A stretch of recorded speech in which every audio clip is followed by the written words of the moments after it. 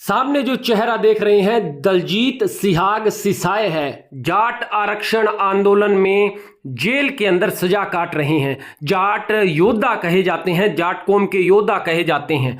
भूपेंद्र सिंह हुड्डा ने 2016 के अंदर काफी पैरवी जाटों की थी और बड़े जाट नेता के तौर पर स्थापित हुए। चुनाव में जाटों ने वोट दिया, सीएम भी बने थे। लेकिन अब जिस प्रकार से राजकुमार सैनी का साथ भूपेंद्र सिंह हुड्डा दे रहे हैं, कहीं ना कहीं इनकी आत्मा दुखी होगी। आत्मा दुखी उनकी होगी जिनके घर से भाई जो है चला गया है, किसी का बेटा चला गया है। लेकिन अब वोट पाने की चाहत में राजकुमार सैनी और भूपेंद्र सिंह हुड्डा एकजुट हो गए हैं। और अब राजकुमार सैनी यदि चुनाव लड़ते हैं तो क्या भूपेंद्र सिंह हुड्डा दलजीत सिहाग सिसाए या उनकी पत्नी या किसी ऐसे जाट योद्धा को चुनाव मैदान में उतारेंगे कि वो खुद को जो जाट नेता के तौर पर मानते हैं, क्या वास्तव में ही उनको आगे लाने के वो इच्छुक हैं, या फिर परिवारवाद की राजनीति हावी रहती है और जाटों को केवल वोट बांटने वाली या वोट देने के तौर पर ही माना जाएगा।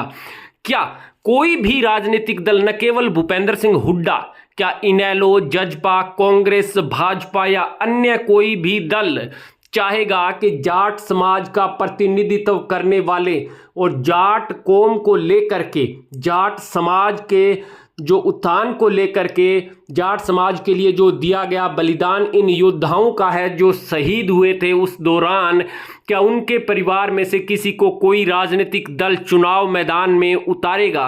क्या लोकसभा में यदि राजकुमार सैनी चुनाव लड़ते हैं तो क्या अभय सिंह चौटाला जो हैं वो किसी ऐसे योद्धा को चुनाव मैदान में उतारेंगे, या भूपेंद्र सिंह हुड्डा या भाजपा जजपा भी किसी को उतारेगी, या केवल वोट पाने की राजनीति वो करते ही रहेंगे? सबसे बड़ा सवाल यही है, क्योंकि राजकुमार सैनी वो नेता हैं जो लगातार 2016 के वीडियोस आप सोशल मीडिया से उठा करके देखेंगे तो भाईचारे में जो तकरार पैदा हुई थी उसका कारण उनको जो है सोशल मीडिया पर बहुत से लोग बताते हैं, हालांकि खुद उनको और बहुत से पाक साहब भी उनको बताते हैं। लेकिन अब बात जब चुनावी माहौल की चल रही है तो क्या राजकुमार सैनी के सामने कोई ऐसा जाट योद्धा चुनाव लड़ सकता है?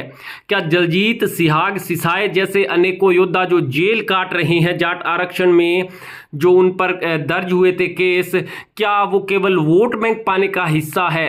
क्या वो भी राजनीति में अपने समाज को लेकर के आगे आएंगे? क्या वो केवल कौम को जब बलिदान और शहादत देने की बात आती है, क्या वो जैसे उन जैसे योद्धा युवा तभी आगे आते हैं? क्या राजनीति में उन जैसे युवाओं का कोई भविष्य नहीं है?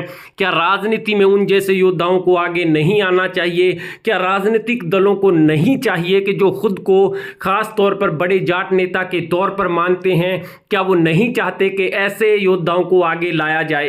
क्या अभय सिंह चौटाला जो युवाओं की बात करते हैं, ऐसे युवा को या ऐसे शहीद हुए जो परिवार है उनमें से किसी योद्धा को आगे लाएंगे, या केवल बलिदान देने को लेकर के ही वो उनको आगे लाते हैं? भूपेंद्र सिंह हुड्डा या कांग्रेस या कोई भी दल, क्या चुनाव मैदान में उनको इस्तेमाल किया जाएगा या नहीं? इस पर आप अपनी अहम राय अवश्य दीजिएगा।